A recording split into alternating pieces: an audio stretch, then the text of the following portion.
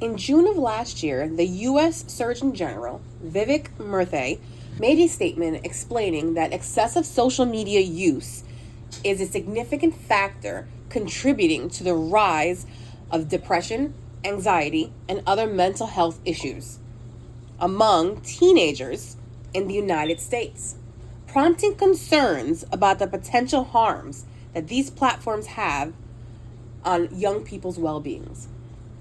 As a parent, this hits home, especially since last March, I had an issue with one of my children who wanted to self-harm themselves.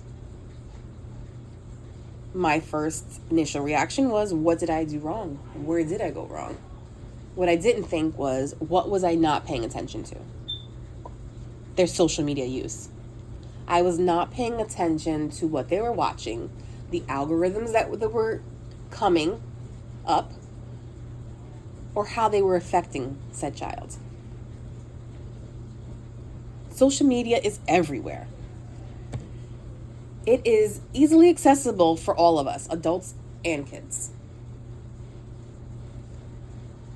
When you're searching one thing, all your algorithms start to show what you're searching for and things that are similar. And the content of those things are not always good. They could be bad. For example, let's say somebody was looking up a certain review on hair color, a hair product. And you're seeing all these videos of people talking about how amazing it is, how this and that. But then you have the reviews talking about how horrible the color is, or why would anybody do such a thing? Blah, blah, blah. Social media can negatively impact teens' mental health, which can lead to self-esteem issues, anxieties, and depression. Self-esteem is how much you value yourself. Teenagers especially have a hard time with self-esteem. They compare themselves to others all the time. They're not sure if they're cool enough, if their swag is good, if they're unique enough, if they're talented, if they're special, wanted, loved. They're watching these influencers, or rather say following these influencers who are showing them unrealistic expectations of reality. Teenagers are seeing things through the eyes of these influencers. But what they don't understand is the influencers are only showing them the positives. 9 out of 10, if you were to meet one of these influencers in person, they would be, their personality, per se, would probably be totally different. They would be someone else. Why? Because the persona that they hold on TikTok or Instagram is geared towards getting followers, getting comments, getting likes.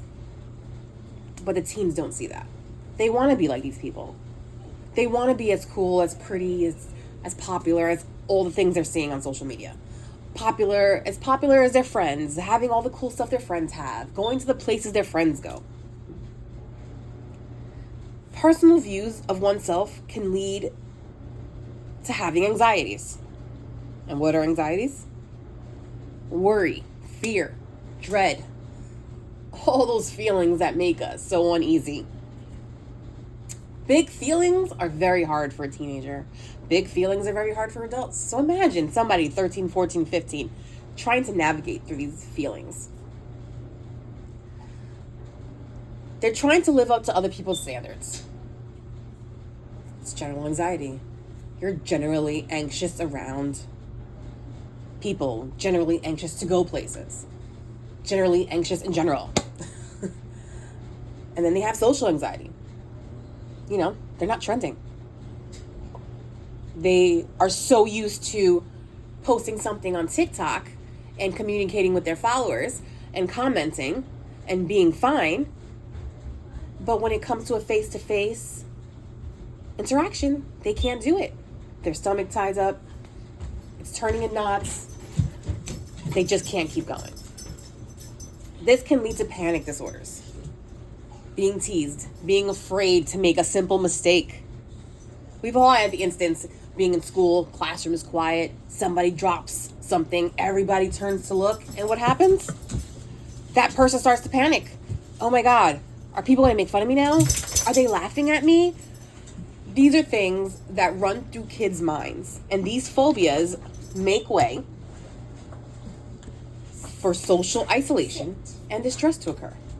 According to a survey done by Pew Research in April 2022, it shows that roughly 3 in 10 teens say it makes them feel like their friends are leaving them out of things or feel pressure to post content that will get lots of comments or likes.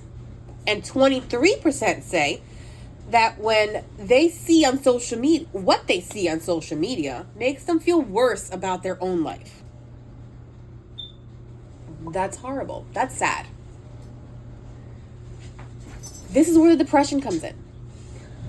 Teenagers are dealing with these big feelings of not fitting in and possibly being excluded.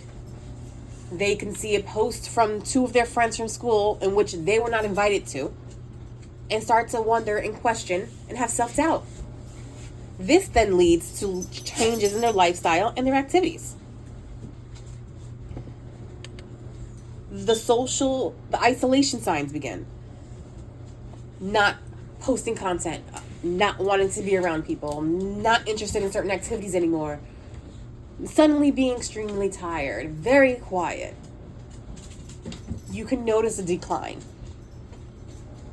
In closing, social media has negative effects on teens' mental health when it comes to their insecurities, which is their self-esteems, fearfulness, anxieties, decline, goes to depression. So what can we do? Be assertive, have the conversations, stay involved, listen, and pay attention.